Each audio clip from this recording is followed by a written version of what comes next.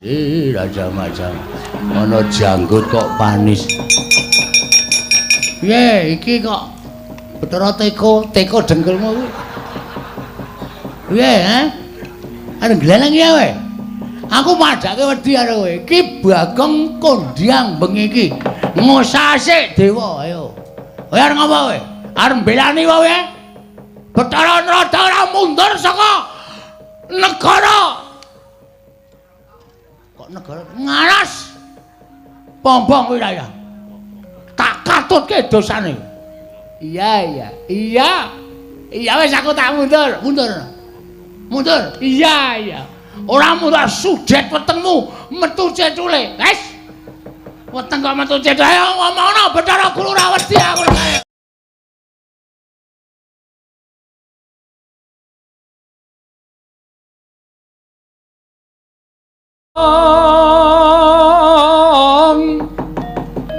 Sikra pala kang tuminga prang campuh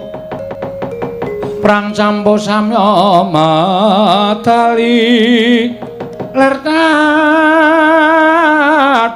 wileting kota danyangkung manguncang niti benjang sangaji mijil latinya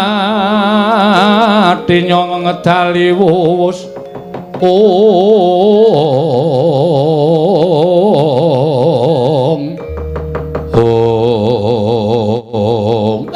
kencang warudaya pak pong bobol ngali cedhe saka sing gawe ya nadyan ora kabeh para durandara ingkang nderekke kalawan tindak ulun nanging kiraku iki wis cukup yen to kudu nundung kelawan Bagong nggone tapa ana ing lengkeng Mahameru ana ing wana bombong wirayang nuning nggih pukulun Brama wonten timbalan ing dawuh Yama Adipati nggih wonten dawuh pukulun dina iki kita aja dikangelan ya nggih tundungan Bagong dimen bali saka Mahameru saka ing telenging wana bombong wirayang sabab kasutapaning Bagong nadyan Bagong derajate wong aceplik loro saudon telu saurupan Bagong ki mung batur mung pana kawan nanging daya kekuwatane bisa sundul ana ing Kayiwangan Nakaryagara garaning Kayiwangan lho nggih mekaten pukulun malah samangke ketingalipun Bagong berguguk mutawatun piyambakipun boten purun wangsul dhateng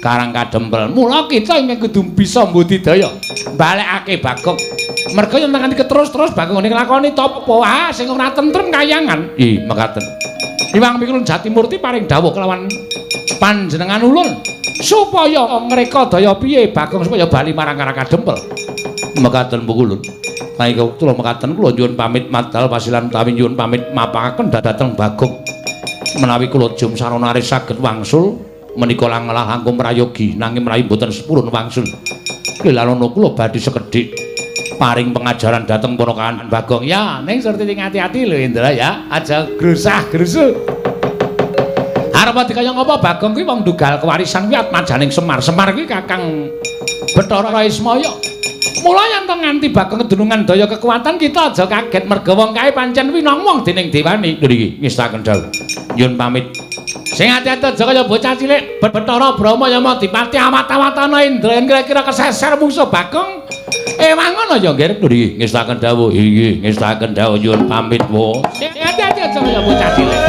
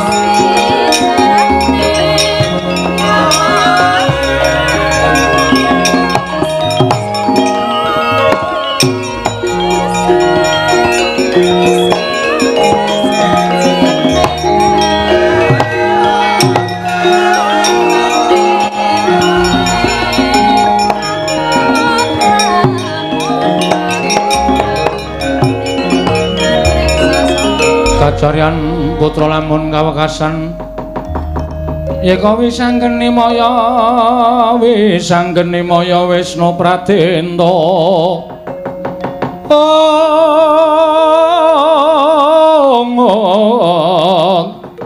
wisanggeni maya Wisnu Pradenta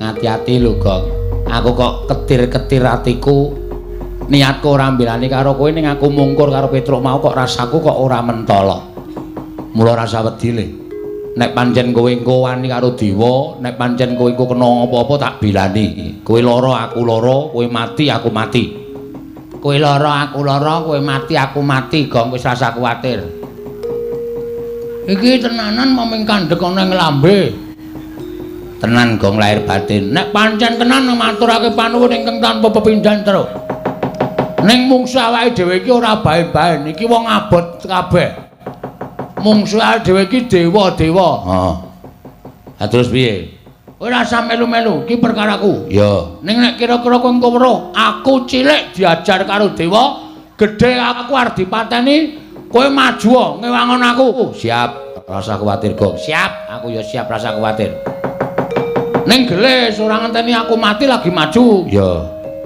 aku kira-kira arep dipateni kowe langsung maju siap ora usah kuwatir tak pethoke sik jake rembukan apik-apik nek ora iso jake rembukan apik-apik tak ajare para dewa nek aku kalah kowe ngewangi ora usah kuwatir Gong aduh tak ceraki-cerak tak doi piye maksude kuwi maksude piye kuwi aku adoh tak ceraki nek cerak tak doi terus lareng mbelani kapan hah nek mbelani ra sanggo kata-kata sing bingungke kuwi kata-kata sing ora ketemu ngakal kaya ngono kuwi serak tak doi adoh tak ceraki kalimat kaya ngono kuwi dihilangkan Bagong tak ewangi ngono wae ora do paham artine kaya ngono kuwi oh iya sadar ora iya gareng nggawa gaman kowe awakmu cilik tangane cekor sikile becik nek kira-kira aku kena apa-apa maju wis rasa kuwatir kowe karo aku ki pinter aku nek gelut timbangane kowe mula nek aku gelem ngewangi karo kowe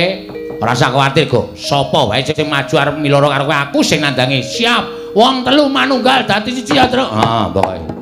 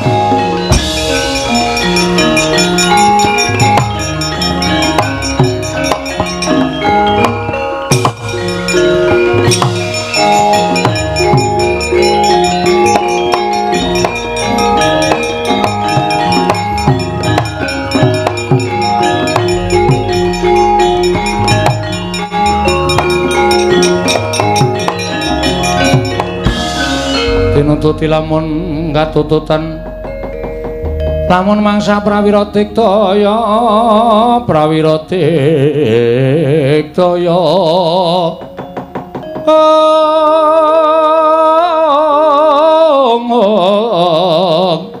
ora nggono magawe glarira wang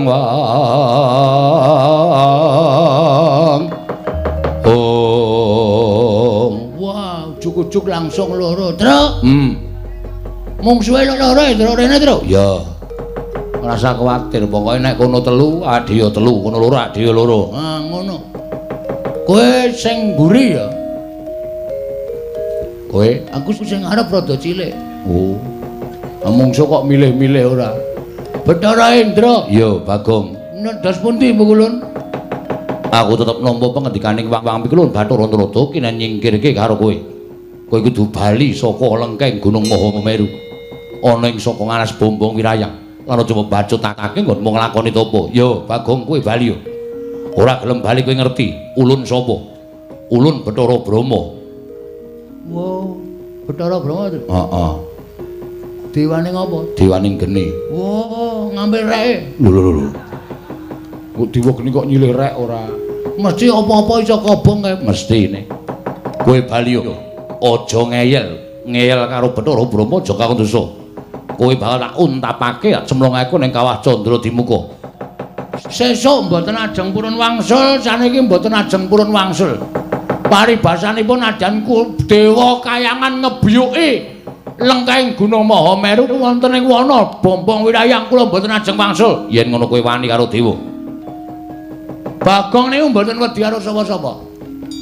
Bagong niku ora tau wedi karo sapa-sapa. Waton landesane kula bener. Kula ora ganggu kayangan kok kula nglakoni tapa. Tur dewa takon goleki bapak kok ora sago. Gunane apa dewa niti priksa karo mobamu sing para titah? Kudune dewa ngerti. Wong dewa iki iso nyawang jagat saisine kok.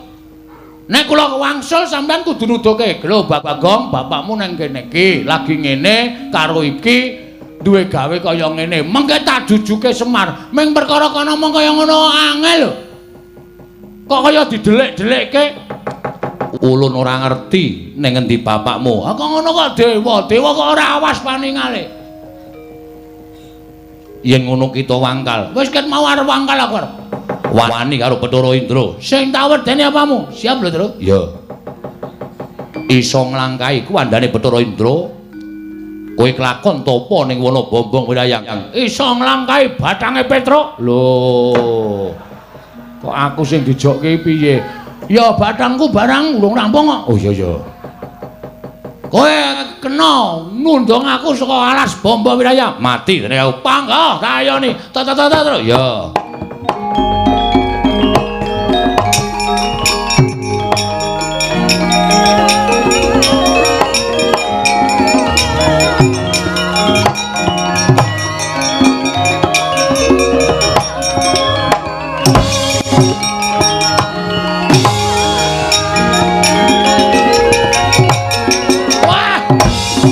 Melayu.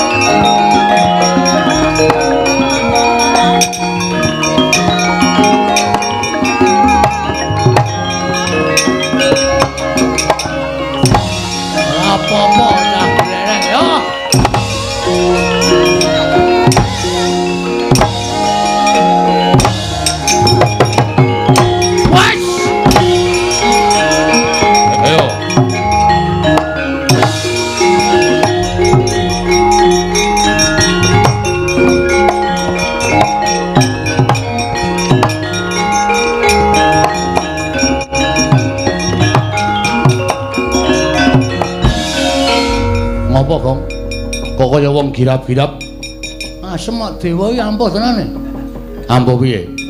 Ngantem aku dies mumet aku. Jambak rambutku diantem raiku diel. Kontal aku ora masalah. Bathuk menyonyo ngono kok. Ah iya ditonyo Bathara Indra. Kedua aku ya dicandak sirahe jebleske lemah diek tak ampet ora apa-apa. Sing ketiga aku wis kulino diantem Bathara Indra. Heeh. Diantem nggon bathuk tuwok ngono aku mecicil. Ora apa-apa. Ora apa-apa. Candak siraku jebleske diantem meneh aku ora apa-apa. Ana kesempatan, Tru. tak candak tangane set tak dunke sit. Lek kok ngantem wis kaya tenagaku atoke kabeh. Torindo gletak jengkulmu atas. Lah piye? Ora kena. Lho. Ora kena. Kayane kena, ning ora kena. Kuwi jenenge aji lembu sekilan. Ketoke kena ning kurang sekilan. Dewa iki do goblok. Lho. Aku duwe aji lembu sekilan wae tak guang kok, Tru. Mergane, wah, kowe nek duwe mesti geton kowe. Kayane kena ning kurang sekilan. Geton aku. Tak buang kok ya isih do dienggo. Lho, gunane ngono kuwi saiki delok. Kowe ngantem ora kena to. Wah iki mati tenan awake dhewe terus. Ha iya, dewa wis tak omongi ampuh kok kowe ngeyel. Ning mesti ana kelemane, ana pengapesane. Aku yakin sak ampuhe wong mesti ana pengapesane. Sak apes-apese wong ning kadang kala mesti duwe kekuatan sing ngedap-edapi. Terus, mbok kowe omong. Nek wis tau domongi bapak aku dikandani. Kekuatan kelemane dewa iki endi? Nek jarene bapak mbiyen jaman suwe banget aku tau dikandani. Nek kowe mungsuh wong utawa sing derajate dhuwur, kuwi aja ngungkuli karo derajate wong mau. Tegese kowe nggonono lekmu dadi kawula. Kowe mungsuh dewa kuwi papane ning kayangan nggon. Gong. Nek nganti kowe ngantem dewa kok nggon dodo apa nggon rai, ora kena. Merga pancen mesti derajatmu ki sak ngisore dewa. Terus jarene bapak nek mungsuh wong sing didaya kaya ngono kuwi ling ngantem dodo medun. Kene ngene. Meteng mesti kena. Kene mesti kena. Entuk wong kuwi ngisor dodo kok. Wah, mati we. Wis we, ngantem sak tutuk-tutukmu acan, ndak tak slentrek ora mules, aja tundang Bagong lekane.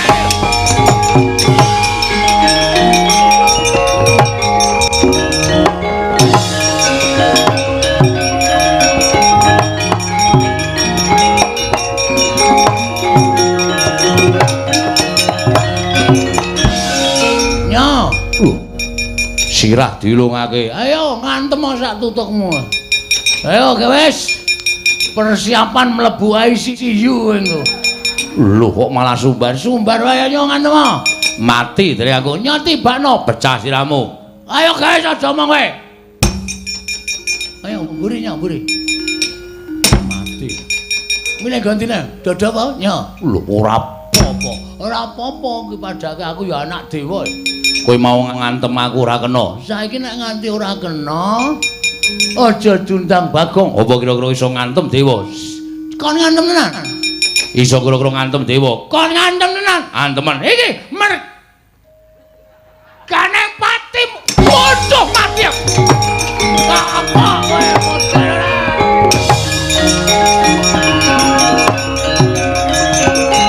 mati aku. Waduh.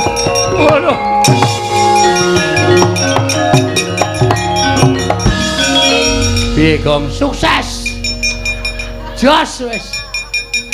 Pantem nganti suarane mapuk. Langsung wetenge dicekel mules kae. Oh to. Pantem nggon apa? Nggon saklar dengkulmu ora. Ana Bathara Indra le mlaku ngobeng kae ngoten. Ayo sambat ta we. Amo Suramata Jamrata imbang yen pancen Badaya. Candak kowe kancamu.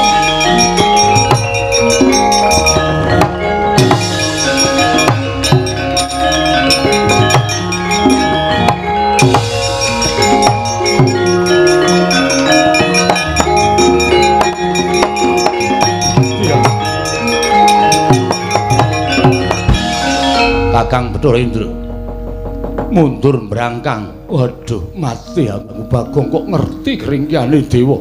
Lho. Kakang Bathara Indra dikapake. Wah, edan yayi edan. Nginceng sak penake dhewe. Le ngantem dipol-polke wong nang weteng semengkring rasane. Aduh. Waduh. Wis kono maju aku tak ora maju. Kuwi mlaku kenapa kuwi? Wah loro banget. kena kain kuwi loro banget. Bagong gugu karepe dhewe. Wani karo Bathara Brama tiban daya kemandenku kobong awakmu mbuh dagine para kawan.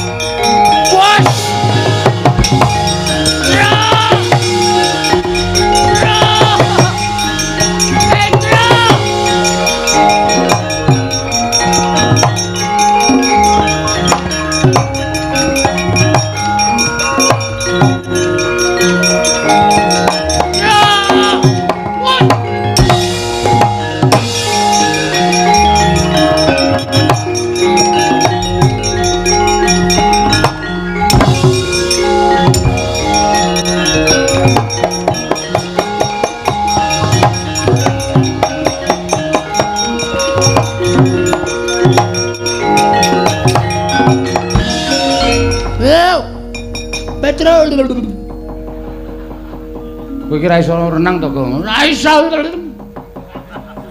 Aku di ra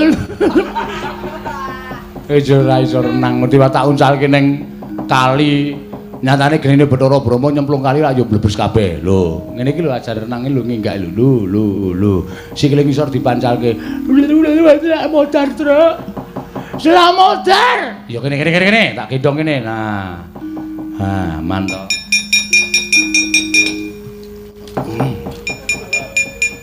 Wah, kowe ora tata. Wong kowe iki kandhane ngeyel. Bathara Brama iki dewaning geni. Genine nyemplung kali kowe tak uncalke kali. Mangan apa? Mbok iki. Rasane ora karo-karoan ya, Tru. Paling mlebon iwak. Iwak apa? Ora wae ngono kok iwak ora. Ora apa-apa ora masalah sing penting selamat. Heeh. Wis pokoke diampet kok. Wis ben aku apa-apa doyan kok. Ha iya. Canggleleng kok. Hei Bathara Brama rene kae. Yo, aja ngubal-ubal genimu kowe mah. Lho. Masa apa? Brama. Ayo, ijen padha ijen tangan kosong karo aku. Maju kok. Oke. Acara.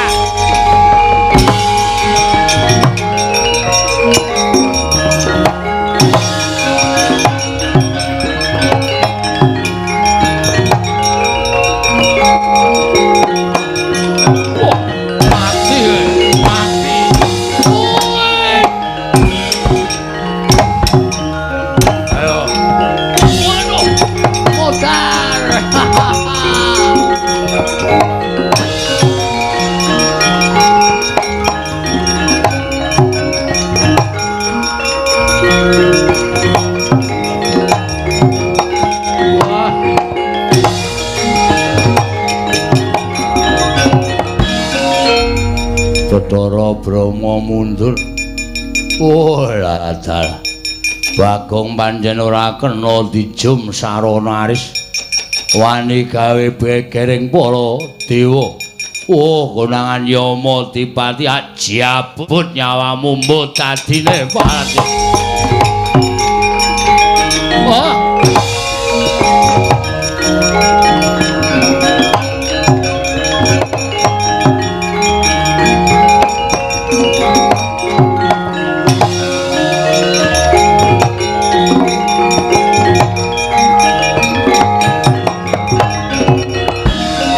Siji iki apike awake dhewe mlayu, Gong. Ki dewa tukang jabut nyawa. Sapa jenenge? Yama Dipati. Ayo sing jabuti nyawa-nyawa kuwi. Kowe maju jabut nyawamu modar. Ki nek siji iki awake kudu mlayu, nek ora mlayu mati tenan. Minggir, Gong. Kowe kena dikandhani ora to? Nek kowe maju kowe engko dijabut nyawane kowe mati aku kekelangan. Aku malah kelangan kowe, Gong. Kendel ya kendel ning nganggo hitungan. Kowe ngopo ya cangkeme jebak-jebak. Hah? Nek wis wani aja wedi-wedi, nek wis wedi aja wani-wani. Pati uripe menungsa iki gumantung Gusti, ora gumantung Yamadipati. Yamadipati urung jabut aku wis tak jabuti untune. Lho. Mundur. Gong, kowe mati tenan. Kowe mati tenan nek musuh Yamadipati. Petro. Mundur. Bisa mundur ora? Presne lengmu rusak, ora iso mundur. Ora ning aku ngeman, rasa to eman. Aku mati wis tak ikhlaske mati terus. Aku ora apa-apa tekan ning mati. Kok nangis? Wedi. Agene wedi kok. Ngono aku kaya kendel-kendel ora. Mundur aku ora apa-apa wis tak ikhlaske. Nggo mbelani karo desaku, nggo mbelani karo kuthaku. Aku ikhlas mati ora apa-apa. Aku ora mendol, tak tenjang tenan ra mikir kowe kok. Karepmu wong.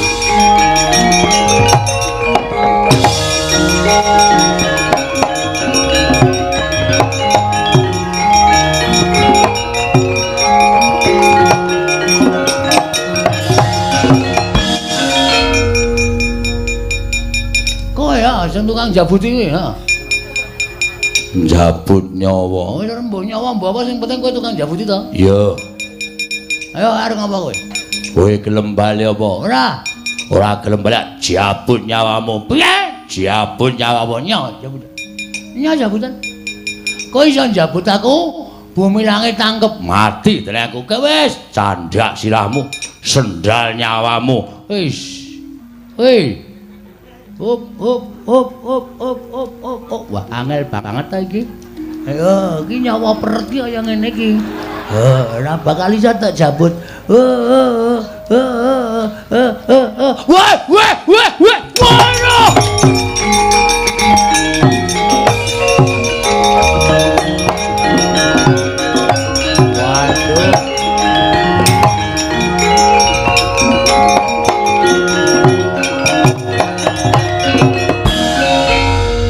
Yamadipati kok bagus.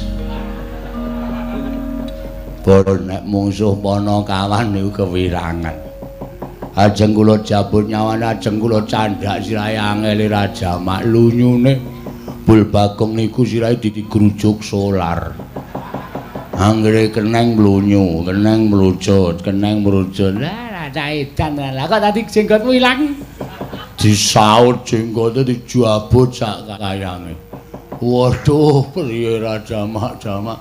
Lha niku nek ngethok mbaka sithik krak-krik niku sak gegem mabrol ngoten. Aduh. Panas iki Raja Mak jamak. Ana janggut kok panis. Piye iki kok Bathara teko dengkulmu kuwi. Piye, Arep gleneng ya kowe?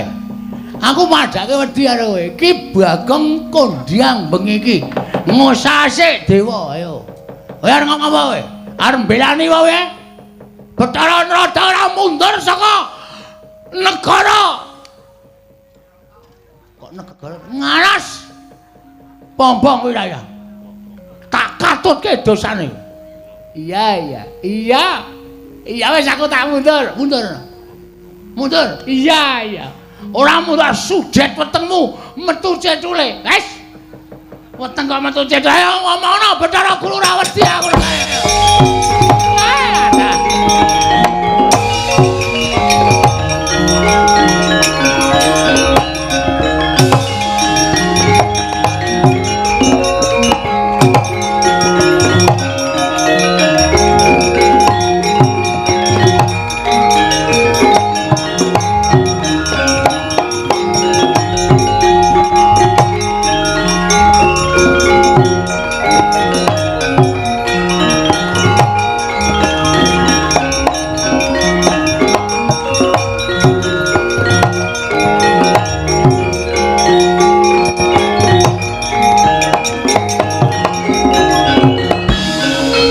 Kakang Rada kuwi sedaya para putra-putra Jawata nungsang puyang godel bingung sami kendang kapracondhang menika kados pundi dalah Pak Bagong berguguk nutawaton boten purun wangsul dhateng arah kadempel.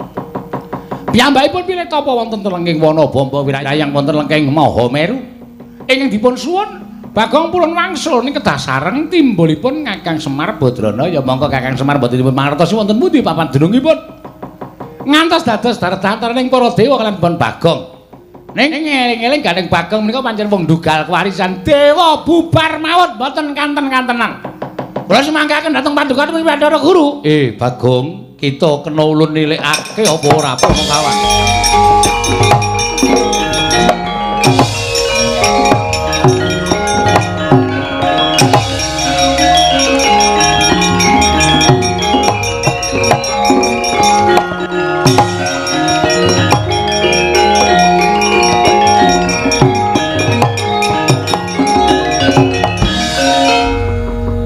Pandhita kang kinarya wangsit pindha kombang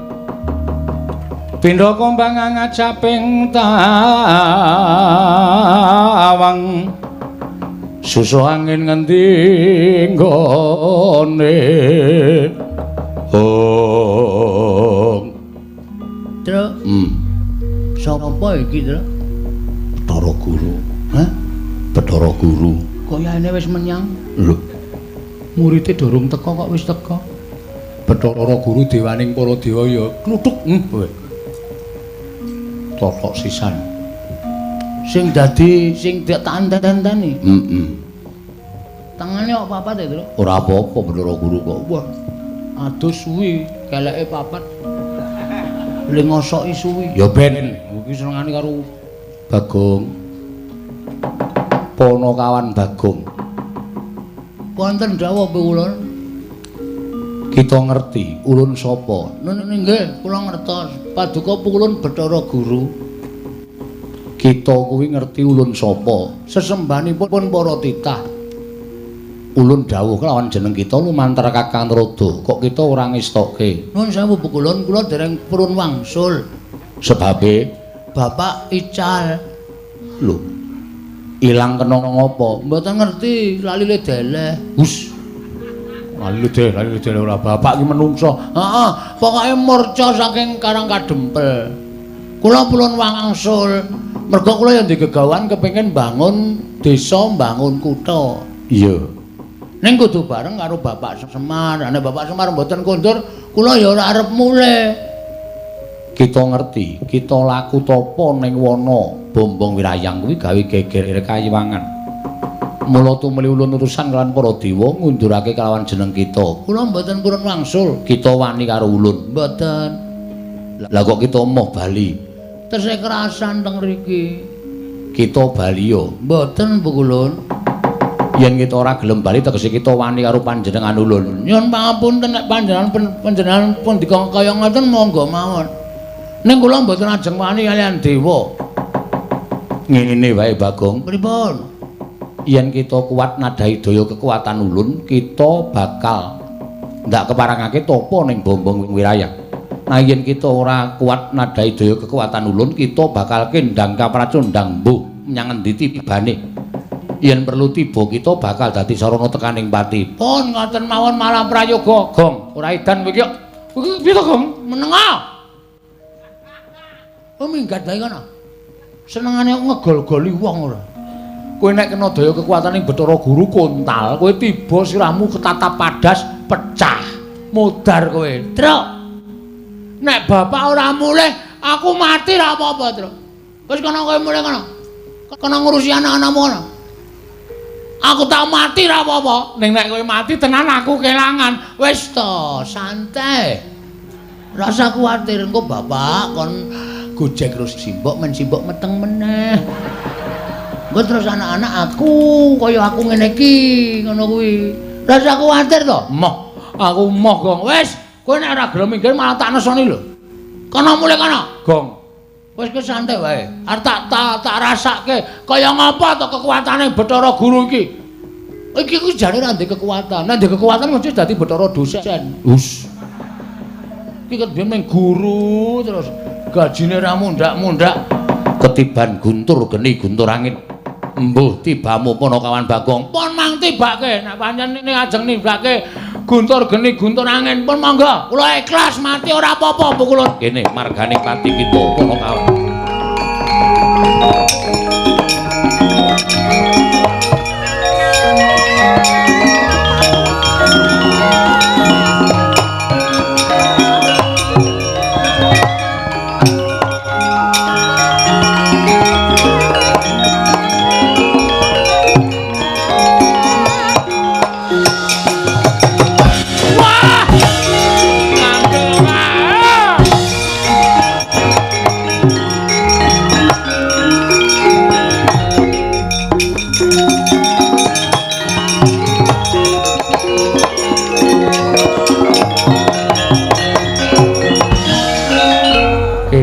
Kapracundang kuntal kaprapal Panakawan Bagong mbuh menyang endi tibamu urip apa tekaning pati kuwi dudu perkara ulun ing wigati ulun bisa nyingkirake Bagong saka lengking gunung Mahameru ana ing alas bombong wirayang Kakang Trada Bagong sampun kendhang kapracundang Kakang Kanika putra kula nyuwun nyuwanaken dhateng Yayi Permoni nggih Pandya Bendari Durga kinen suwanun ngarsa ulun Kakang Kanika putra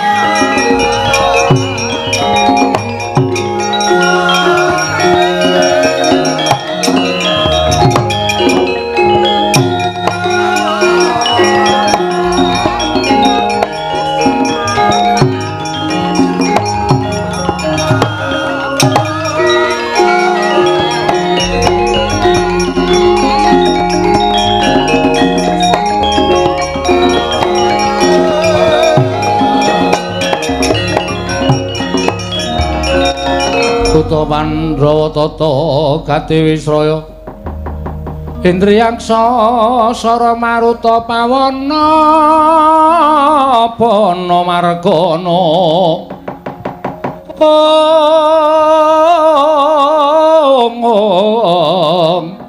Samirana lan warayang wisikan magulingan lima Mastu nama Sidam Karing Bawana Langgeng Durga kula nempanan dika ngadhawa pukulun kaget kita ulun timbali Gurawan raos sing manahipun ingkang abdipun Pandya Bendari Durga dene paduka ngawe ingkang abdipun permoni wonten dawuh timbalan paduka ing kados pundi pukulun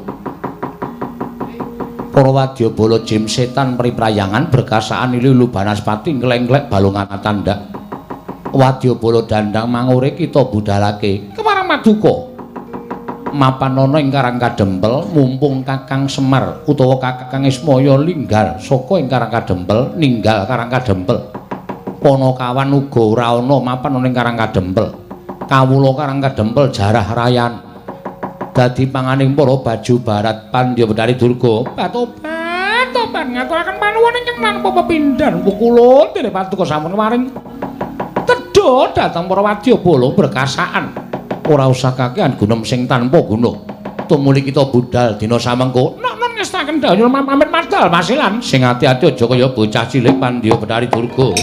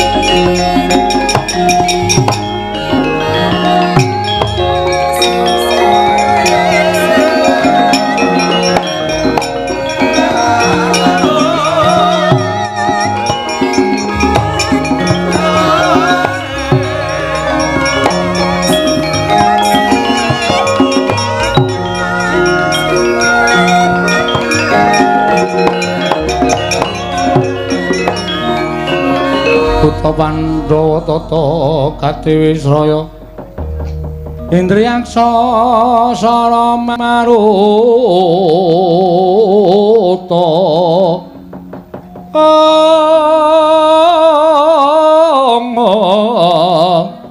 Samirana lan warayang wisikan makulingan lima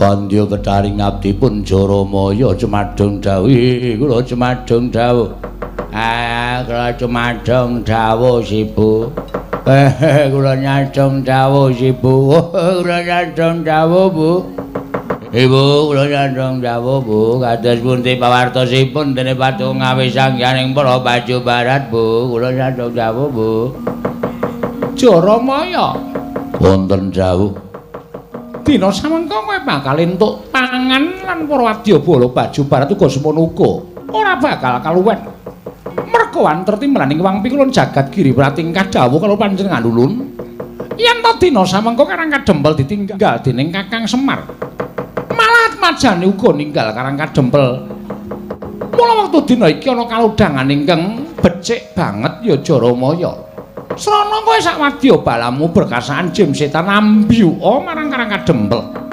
Sawise ambyuka ning jroning Karang Kadempel, dina samengko dikeparengake kowe nadah kala mangsa para kawula sak Karang Kadempel dadi panganing para baju barat. Wah, ladal. Menapa menika saestu makaten? Iya pancen mengkono. Wah, ngaturaken panuwun dene para putra-putra paduka pikantuk tedha Kanjeng Ibu. Ora ngaturake panuwun ya Ibu dene anak-anakmu entuk pangan kabeh. Mula ora usah ndadawa dikang raja ning cicir sarta aja ning keri ning dandang maur kabeh dibudhalake. Lumarep nang Karang Kadempel. Dina samengko diwarangake mangan kawula sak Karang Kadempel. Oh, lataran nyuwun pamit matal pasilan. Sing ati-ati aja ya bocah cilik Jaramaya.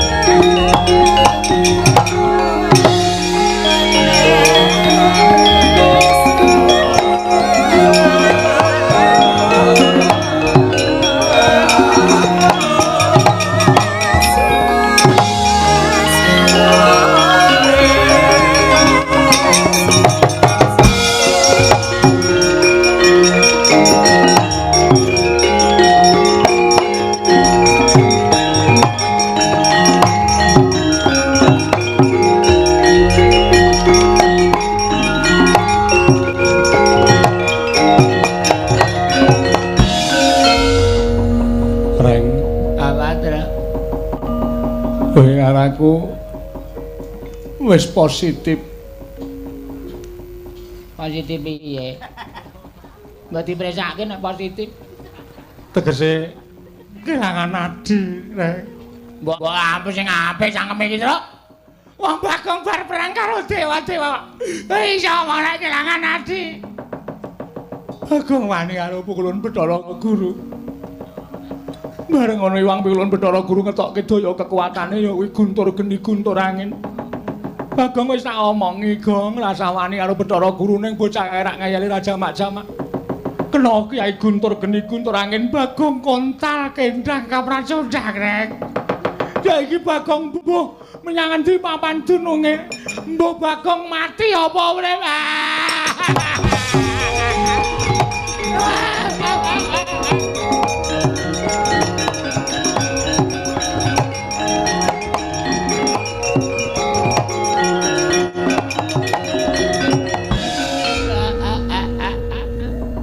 Wis mati, Tru. Bapak ilang Bagong matri. Mati kok matri. Ya cangkeme ketekuk. Bagong mati, bapak ilang. Kok kaya ngene lelakon Karang Kadempel. Tumpuk matumpal-tumpal kaya ngene. Terus nek miturut kowe piye? Opak dhewe goleki Bagong, goleki Bagong tetho adoh banget kontale wong Guntur Geni Guntur Angin di pusakane Sang Hyang Pikulun Bathara Guru. Kekuatane ngedap-edapi iso Bagong kontale nganti tekan 1500 km. Adoh ya. Adoh. Saiki Bagong genah mati. Terus nek ade goleki Bagong terus gunane apa aku tak takon. Ngotong-ngotong batang adoh banget ta. Ya terus mulih wae ning Karang Kadempel nunggu bapak. Ya nek bapak timbul ya nek bapak ki ngetok utawa guntur ning Karang Kadempel nek ora kowe karo aku mung nunggu apa ora ana gunane mongko ya Bagong mati wis piye apa ora sedhe nek nganti bojone Bagong goleki terus takon kowe takon karo aku Mas Petro Mas Gareng Mas Bagong teng pundi lar wangsulan piye delok bojone Bagong le mlaku we mur ndek kaya ngene iki piye apa ora mesake piye kowe karo aku terus kudu piye Tru ngene wae Reng piye melayu neng Ngamarta. Wadul Ndara Pandhawa babakan kahanan iki. Tak kira nek Ndara Pandhawa wis prisa. Nek bapak lunga saka Karang Kadempel. Ning perkara Bagong ora Pandhawa durung prisa. Sapa ngerti nek Ndara Pandhawa ora nrimake patine Bagong Ndara Pandhawa ngamuk ning kayangan. Cocok. Cocok. Seru bukan kleru. Cocok. Ayo melayu neng Karang Ngamarta wae, Tru. Den Ndara Puntadewa ngaturaken ketiwasan, Den.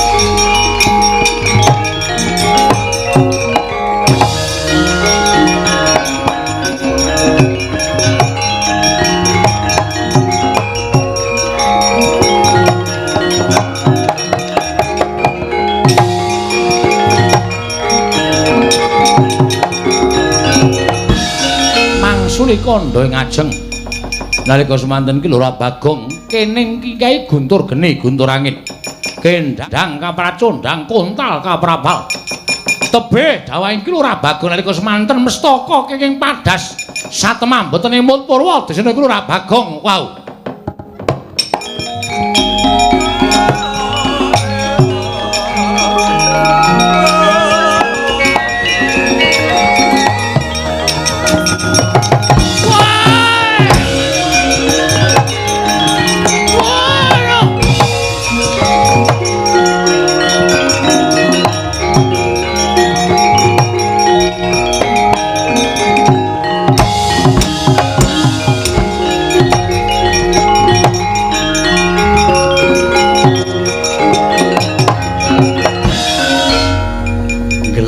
wonten ing madyaning dasaring jurang. Kira Bagong nalika semanten mestaka ketata padas. Mila datan eling Purwadasena. Wonten telenging wana gung liwang-liwung. Parandering mangke dereng dipun mangertosi wonten pundi wana winastan wana. Tuwin papan pernahing ki Lurah Bagong nalika semanten eling-eling wujuding punakawan ingkang dugal kewarisan. Winawang dening dewane. Nadyan dawah wonten tengahing wana parandering mangke wonten wujuding sato wana ingkang wujud banteng ingkang nyaketi Lurah Bagong nalika semanten sarwi angen mbus-mbus dhateng kuwandanipun ki Lurah Bagong graita bilih ki Lurah Bagong sampun sirna sigra ndekem punang batheng wonten ngajenganipun ki Lurah Bagong.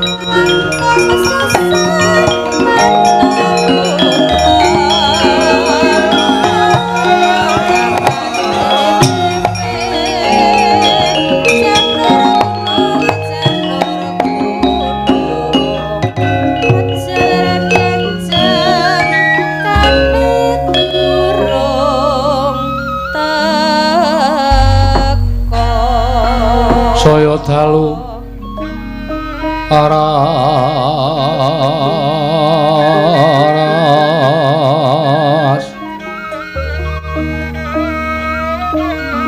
abyor sorot lintang kanggo madhap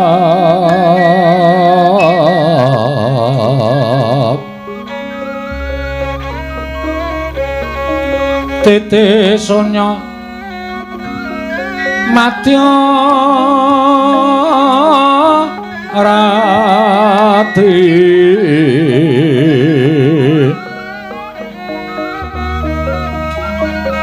lumrang kandaning pos pita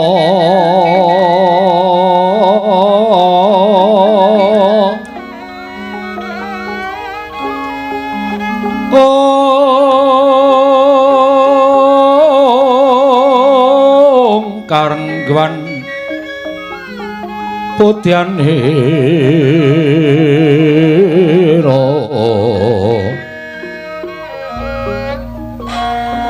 sang Dwijawara mrengeng lir swaraning madu branta manungsung sarine kembang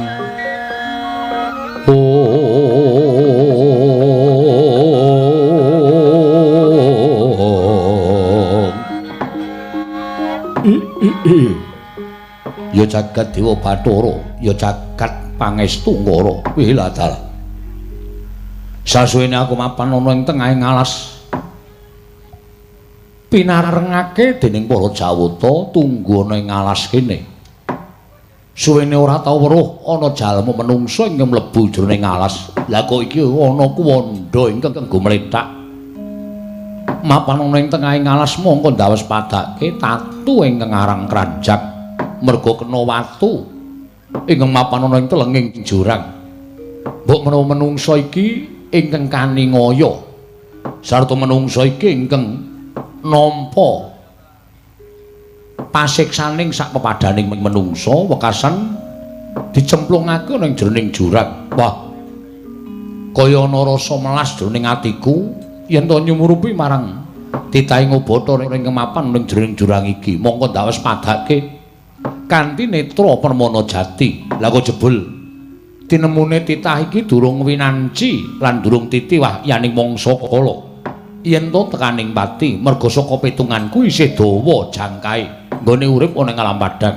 ya mbok menawa iki dadi kewajibaning Andaka Dewa nggone bakal paring pitulungan sarta mene pitulungan karang menungsa iki ndak suwunake marang purbaning Wang Mahanasa ndak suwunake marang purbaning para dewa muga-muga aku bisa maluyakake titahing Bathara iki bisa waluya nirmala temah jati jati temah mulya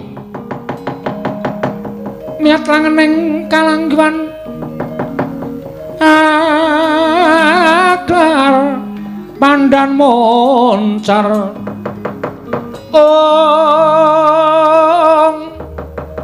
tinoner kekonang surem sorot etan padang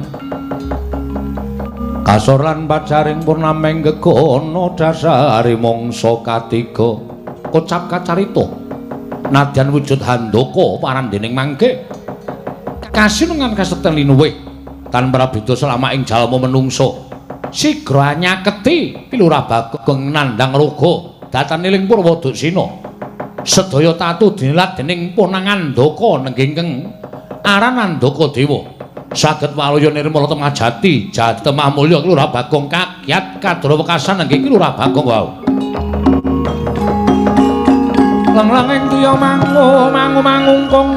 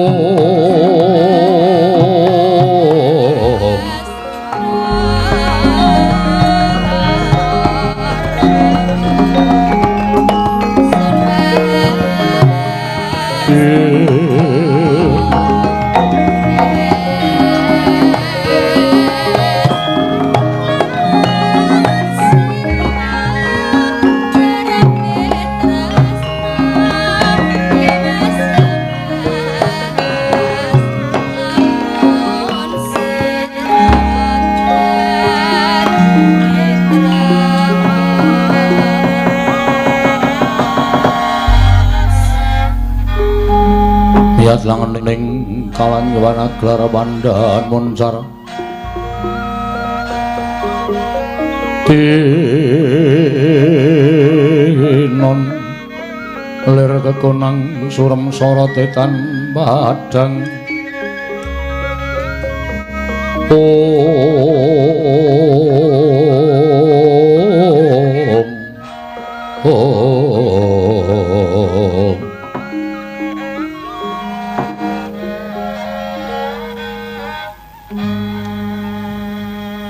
Burung arep idolada kok wis ana sapi gedene semene. Aja ngawu gawar ngawur. Aku dudu wujuding sapi. Lho, iki kok kewan kok iso omong wae lah. Film kartun niki. Dudu Bagong. Dudu. Kok ngerti kalih kula? Ya ulun ngerti. Aku ngerti kelawan sira merga aku diwenangake ngerti marang sapa wae. Aku nadyan wujud handaka parandene aku ingkang tunggu alas kene.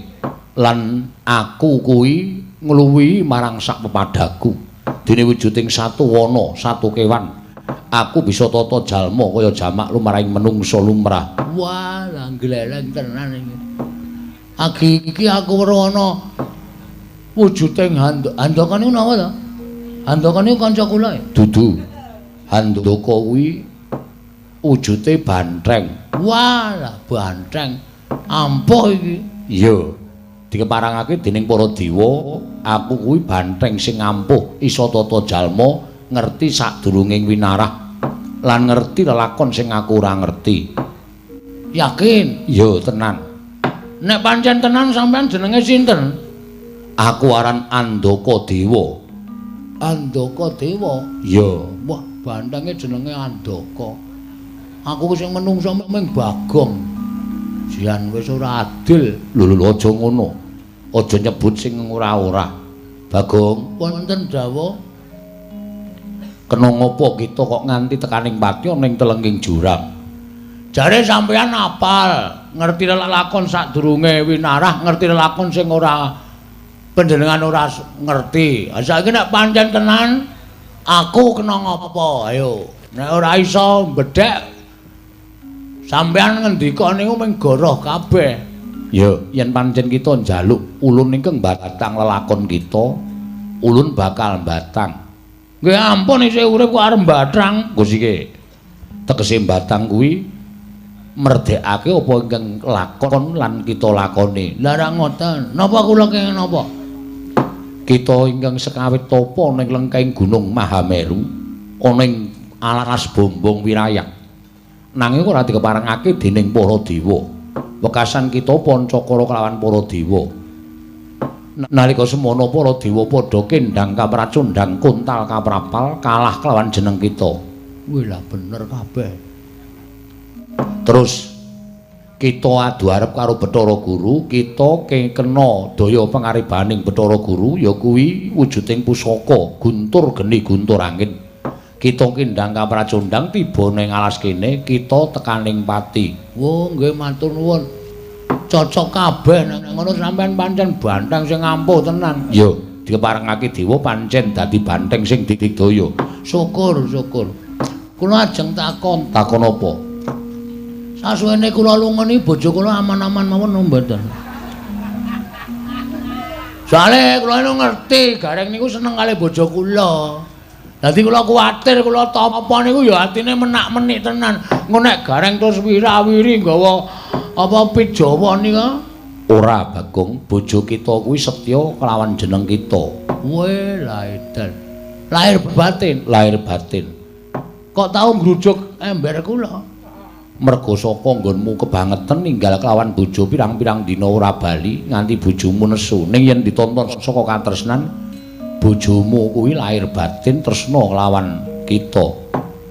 Wis tau sedeng? Durung. Wis tau selingkuh? Durung. Sing wis tau selingkuh bojone Gareng. Wow. Mula kok bojone Gareng anggere sore le macak lambene nganti kaya wong mamah godhong jati. Abinge ra jamak-jamak. Karo sapa? Karo Semar. Weh, sudet tenan wetenge Semar nek pancen udu. Pokoke kita ora perlu ngerti. Nggih, matur sembah nuwun, matur sembah. Aman nggih pokoke. Iya. Ah sak banjure nek pancen sampean ngerti niat kula niku jane pripun? Bagong, Wonten dawuh yen kita bakal bangun desa nata kutha kuwi sayekti panjangga ingkang becik. nggih. Ning gandeng kita kuwi mung ijen ora duwe kekuatan sebab Semar lunga saka Karang Kadempel. Lho, sampean ngerti bapak kula bareng to? Ngerti. Wola den bandeng ampuh tenan iki. Iya, Bagong. Nggih. Tulung nggih. Anu napa? Nek pancen sampean pancen ampuh tenan sesuk Bupati ale wakile bupati didadekke pisan nggih. Iya, ulun dadekake. Nggih, matur nuwun. Ampuh tenan. Iya, Bagong. Lah terus bapak lunga. Iya, bapakmu lunga. Lungane teng pundi? Aku ora wani nuduhake mergo iki isih sinengker dening panguwasaning dewa. Wo. Lah terus Gegayuhan kita ingkang kaya mengkono mau sayekti ora bakal bisa kelakon yen tanpa wong atuamu. Nanging uga ora bakal bisa kelakon yen to tanpa pambiyantuning para Pandhawa. Pandhawa kuwi bendarane wong atuamu. Ngene Bagong.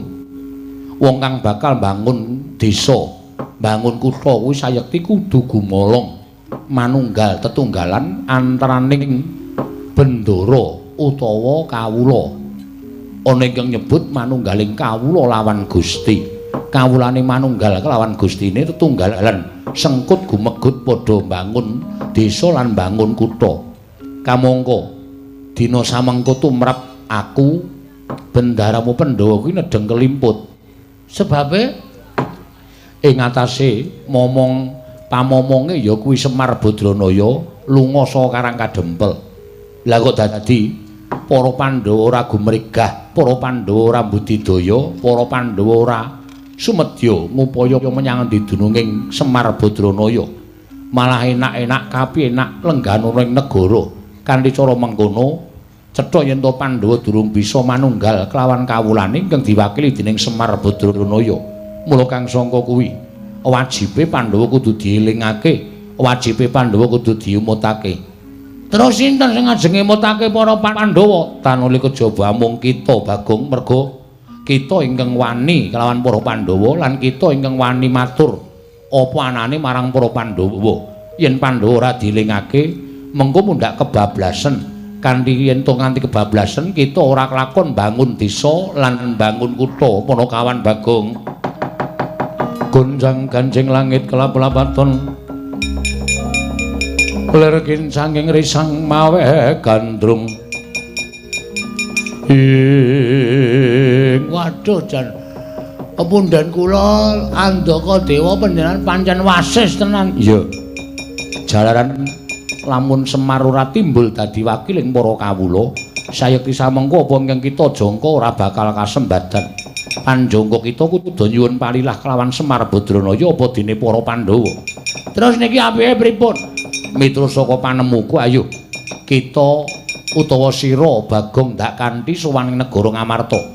Yen perlu Pandhawa yen pancen ora eling sarta ora gelem ngupaya menyang didununging Semar Badranaya. Bagong ndak keparangake ngamuk ana ing negara Ngamarta, aku ingkang bakal anjampangi sarta menehi kekuatan kelawan sira Panakawan Bagong. Ridho mangawur-awur wurahan tengaraning ajurit. Gong maguru gongso tetekaya butula. Ning nek kula kaya ngeten niki napa mboten dianggep mengke kula ajeng mengkudeta para Pandhawa? Ora. Kita aja wujud Bagong. Terus kula wujud napa? Manut karo panjenengan ulun. Kita bakal ulun saline. Saline wujud napa? Mantenga ciptamu Bagong.